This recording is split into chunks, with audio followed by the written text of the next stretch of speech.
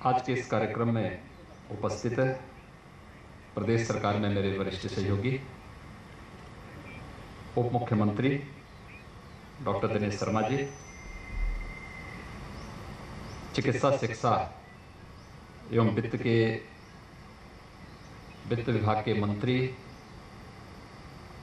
श्री सुरेश कुमार खन्ना जी, चिकित्सा एवं स्वास्थ्य विभाग के मंत्री श्री जयप्रताप सिंह जी,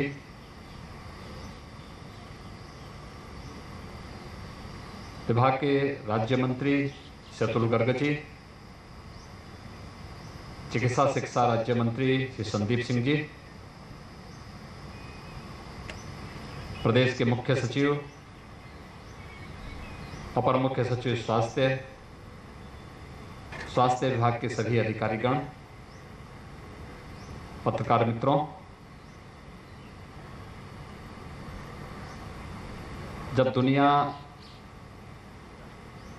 और देश के भी कई राज्य कोरोना महामारी की दूसरी लहर का सामना कर रहे हैं, तब देश की सबसे बड़ी आबादी का राज्य उत्तर प्रदेश कोरोना महामारी की द्वितीय लहर को पूरी तरह नियंत्रित करने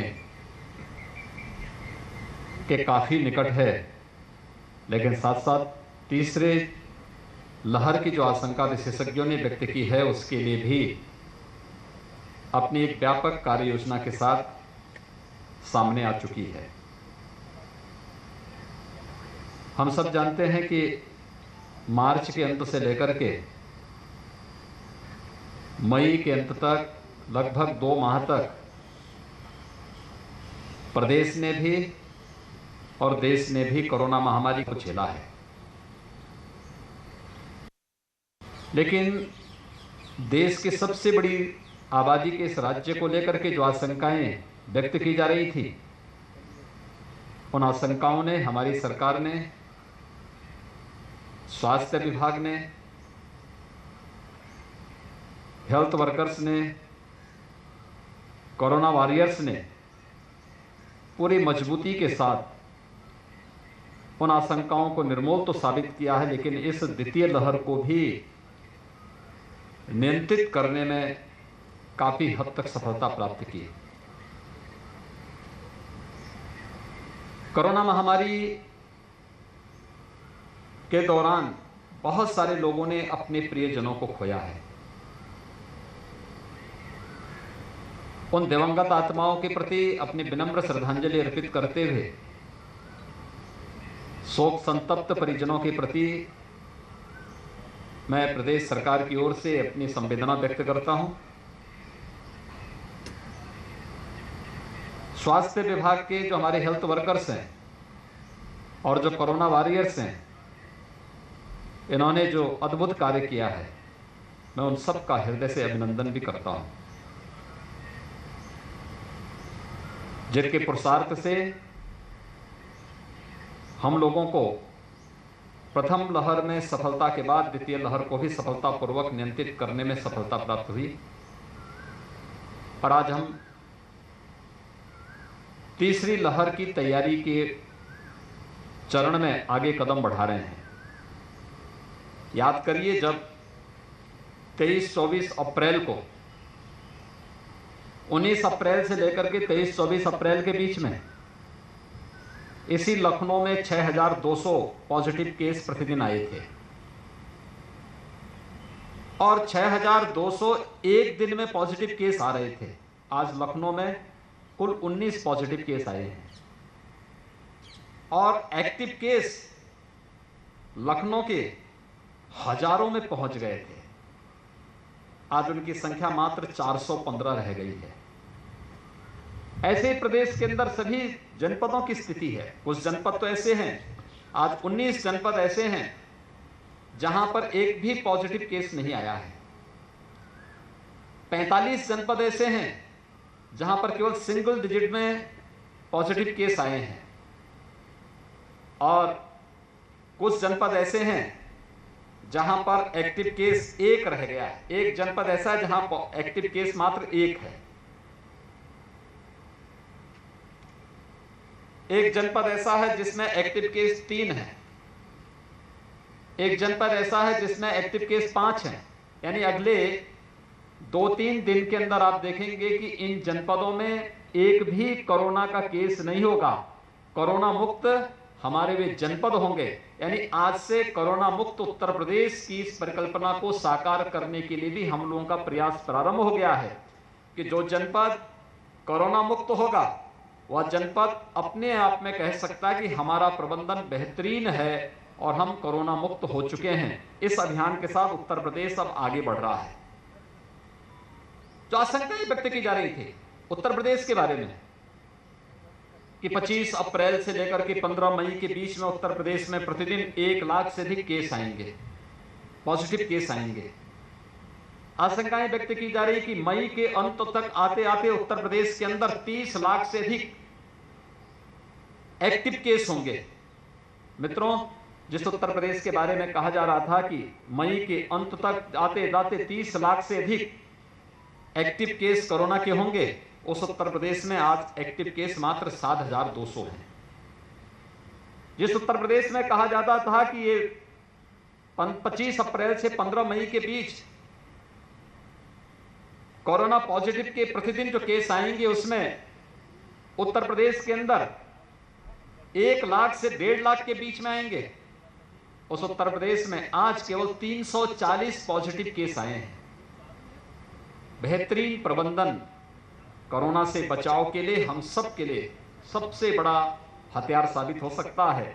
और उत्तर प्रदेश के अंदर एक टीम वर्क ने यह साबित करके दिखाया है कि कोरोना महामारी हो या कोई भी महामारी, अगर दृढ़ इच्छा शक्ति के साथ सामूहिकता का परिचय देकर के हर विभाग अपनी अपनी जिम्मेदारियों का निर्वहन करने लग जाएगा तो परिणाम आने में कोई देर नहीं लगेगी।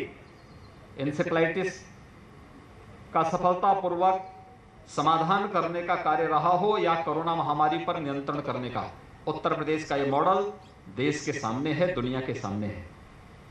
तीसरी लहर को भी नियंत्रित करने के लिए हमने 4 चरणों में कार्यवाही प्रारंभ की है, क्योंकि हम जानते हैं तीसरी लहर की आशंका ऐसे समय में व्यक्त की जा रही है जब बरसात के कारण तमाम प्रकार की ऐसी बीमारियां आती हैं जो बीमारियां पैदा करती हैं।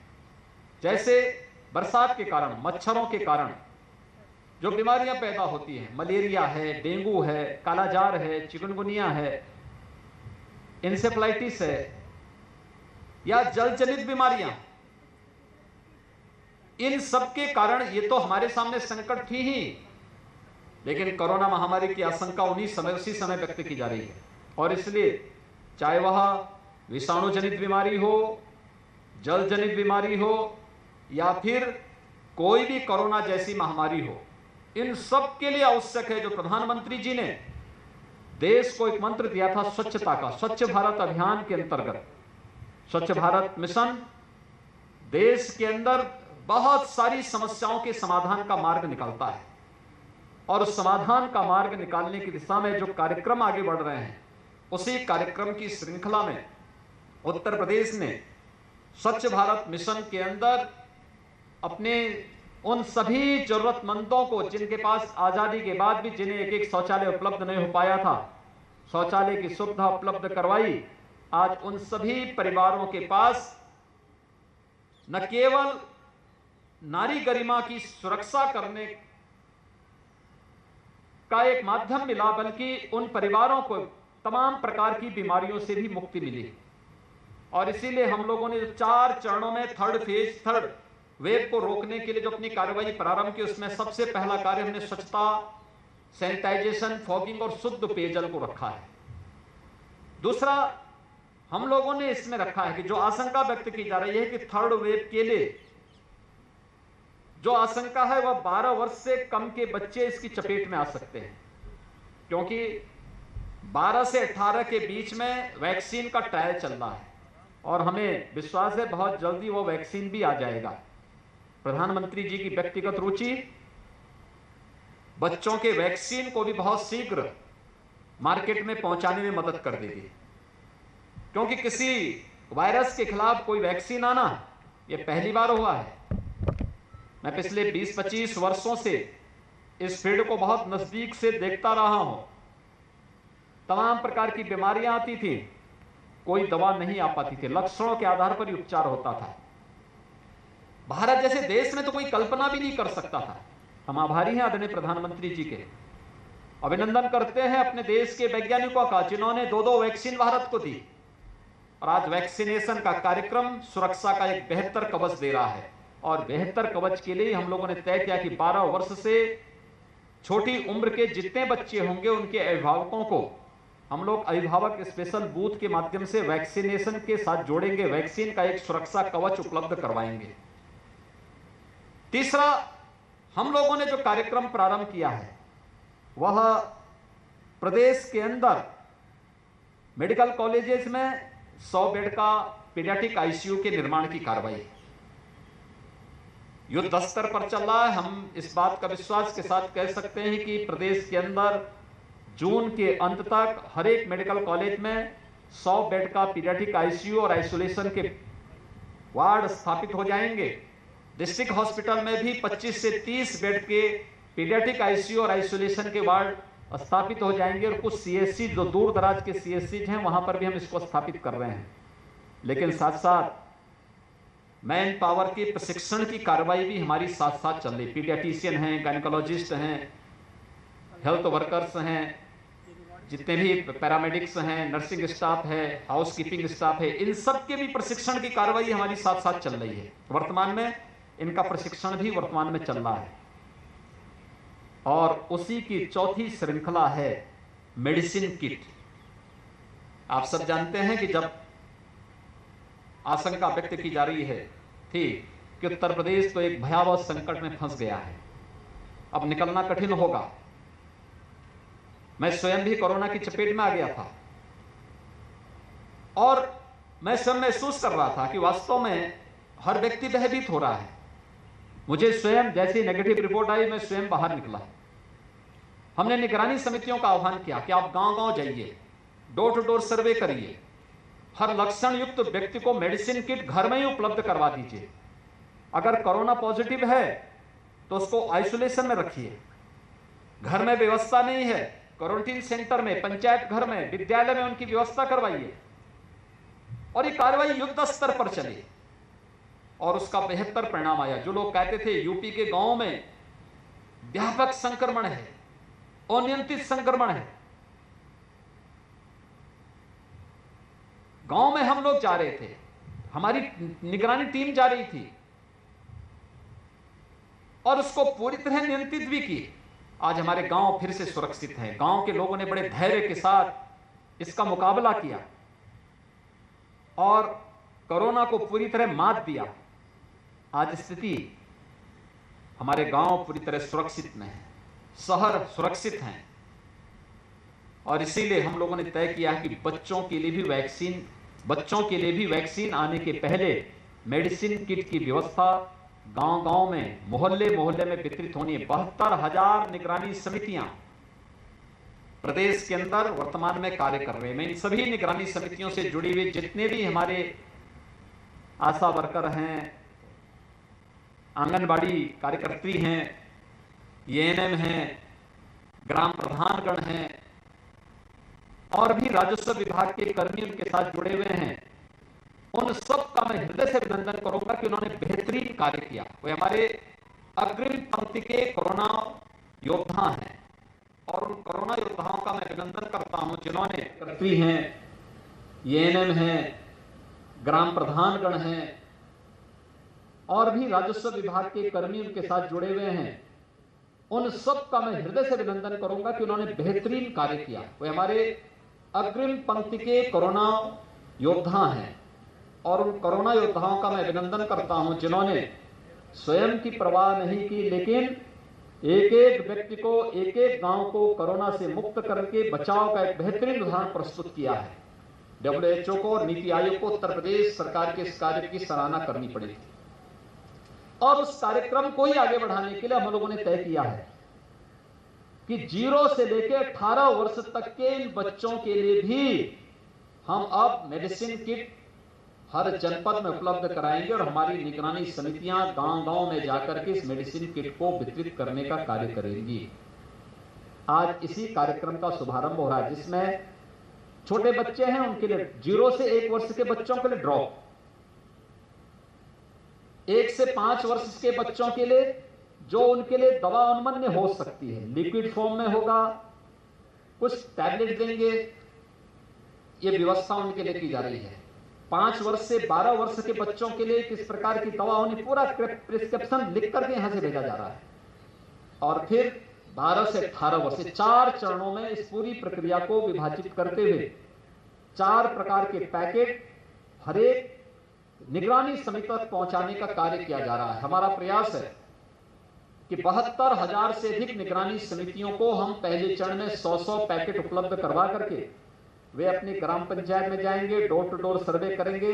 लक्षण युक्त व्यक्ति को, अगर किसी को फीवर है, या फीवर वायरल का भी हो सकता है, इंसेफ्लाइटिस का भी हो सकता है, या फीवर मलेरिया का भी हो सकता है, किसी अन्य बीमारी का भी हो सकता है, ये दवा उसमें नुकसान नहीं करेगी बल्कि फायदा देगी।